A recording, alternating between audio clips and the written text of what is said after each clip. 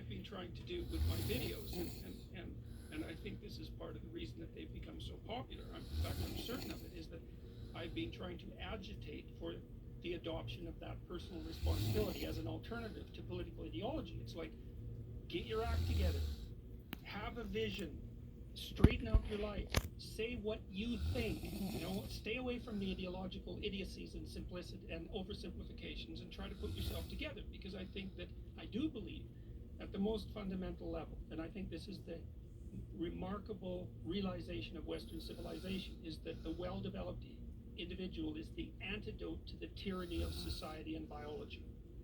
I think that's our great discovery in the West. It's not like other cultures haven't had that idea in nascent form, but it's been hyper-developed in the West, and I think it's right. And so we abandon that pathway of divine individuality and revert to ideological identification of race or sex. We're going to tear each other apart.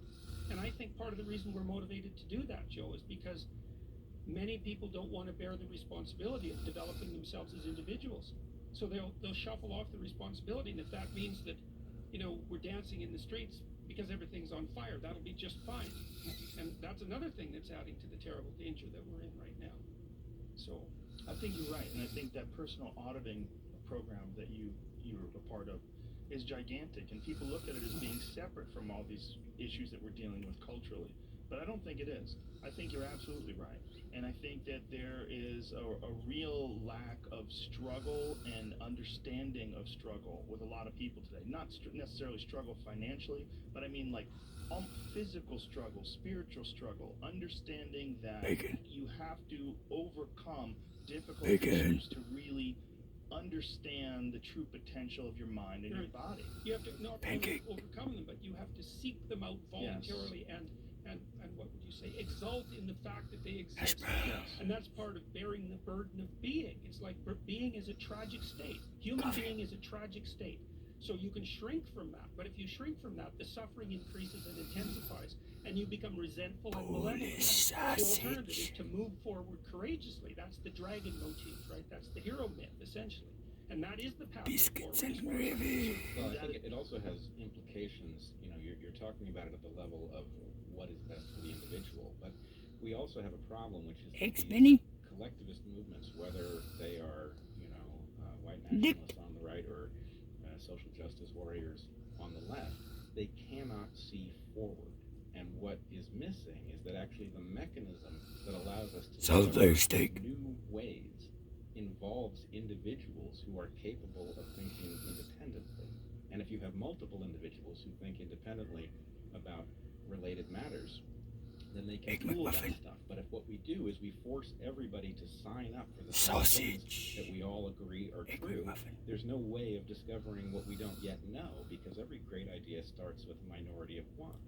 So we have to have the freedom to be the only person who believes something, and then to compel others that it's somewhere in the right neighborhood, and for others to pick up that mantle. And so by subordinating that's exactly why free speech has become an ideological issue. Increasingly identified with the right, and which is horrible. It's horrifying. But the right justification for free speech is what you just laid out, which is that in order for, like, the collective is a group of what's already known. By definition, we inhabit the collective, and that's what's already known, what we can agree on. But the problem with that is that what we can agree on, what's already known, isn't sufficient, because we still have problems. So people have to be out at the fringes, on the border between chaos and order, where they discover new things and communicate it back to the collective. And free speech does that. That's the mechanism. This is also a deep evolutionary truth, which is that all of the innovations that allow, whether we're talking about one creature learning to do some new trick that gives rise to a bunch of species that do the same trick, or whether we're talking about populations discovering a new way to live on Earth, all of these things proceed from the fringe, right? The people at the center for whom things aren't going to be the ones to innovate the new way. It's people for whom things are not quite working that are going to innovate new ways. And that's also true for a population of frogs or birds or plants or whatever. The ones that are not well situated are the ones where an experiment can pay off. That's why Hans Eysenck, psychologist, wrote a good book called Genius, and he was interested in what predicted high levels of creative success. And some of it's what you'd expect. IQ is one of them.